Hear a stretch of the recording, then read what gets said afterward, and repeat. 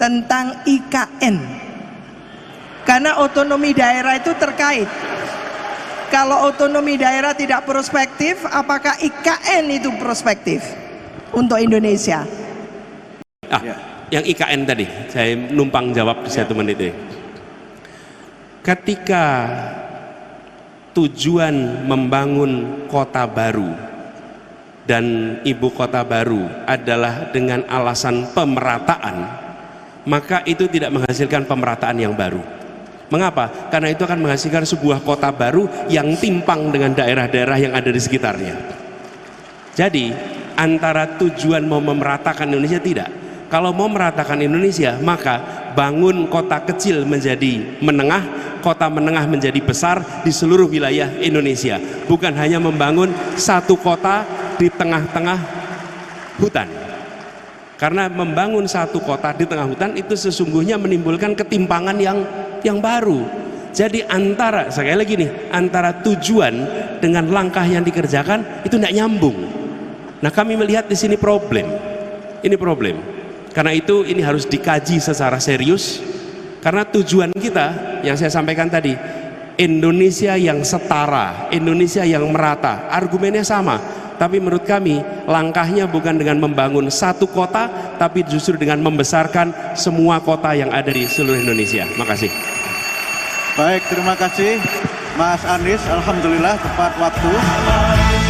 Kami ucapkan selamat datang kepada calon presiden dan calon wakil presiden di gedung Auditorium Kiai Haji Ahmad Dahlan Universitas Muhammadiyah Surakarta. Pasangan Capres-Cawapres nomor urut 1 Anies Baswedan dan Muhaimin Iskandar Cak Imin menghadiri acara dialog terbuka Muhammadiyah bersama calon pemimpin bangsa di Auditorium Universitas Muhammadiyah Surakarta UMS Solo pada Rabu 22 November 2023.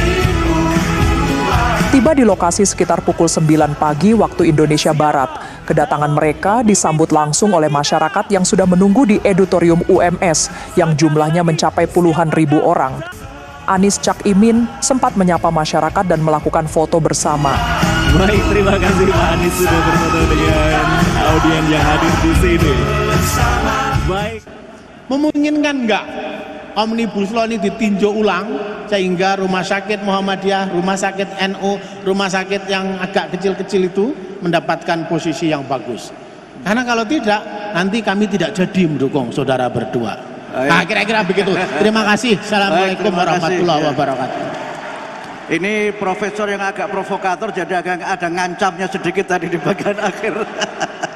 Dalam acara ini, Anies Cak Imin berdialog yang dipandu tim panelis dari Muhammadiyah yang terdiri 5 orang, yakni Kiai Haji Saad Ibrahim, Profesor Sofyan Anif, Profesor Dr. Siti Zuhro, Profesor Zuli Kadir, dan Profesor Dr. Aidul Fitri.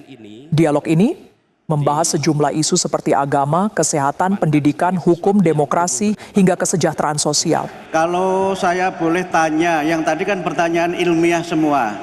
Saya tanya yang tidak ilmiah tapi penting, Mas Anies dan Cak Imin. Kalau Mas Anies dan Gus Muhaimin menjadi presiden dan wakil presiden, apakah akan mengangkat menteri dari Muhammadiyah?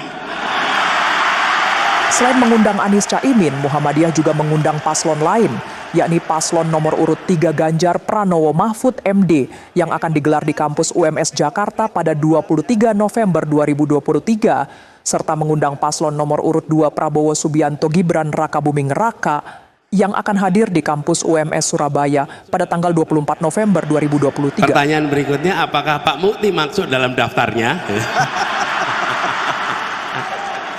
Ya Pak Haidar ya, betul benar. Oh Pak Jokowi aja memberikan tempat, apalagi kita. Baik, terima kasih. Jadi konkret ya, insya Allah kalau Pak Anies dan dengan Cak Imin menjadi presiden dan wakil presiden, akan ada menteri yang dari Muhammadiyah. Monggo Cak Imin mau menambah menterinya berapa gitu ya? Setiap periode kepemimpinan nasional kayaknya sih nggak pernah berani ninggalin menteri dari Muhammadiyah. Apalagi kami berdua, pasti kita akan Baik, terima kasih Bapak Ibu sekalian. Yang pertama, kami menyampaikan terima kasih kepada Mas Anies dan Gus Imin di tengah kesibukan yang luar biasa meluangkan waktu untuk berdialog dengan kita semuanya, warga Persyarikatan Muhammadiyah dan masyarakat pada umumnya. Terima kasih kepada panelis kita, para profesor yang juga luar biasa, pertanyaannya sangat tajam dan sangat cerdas.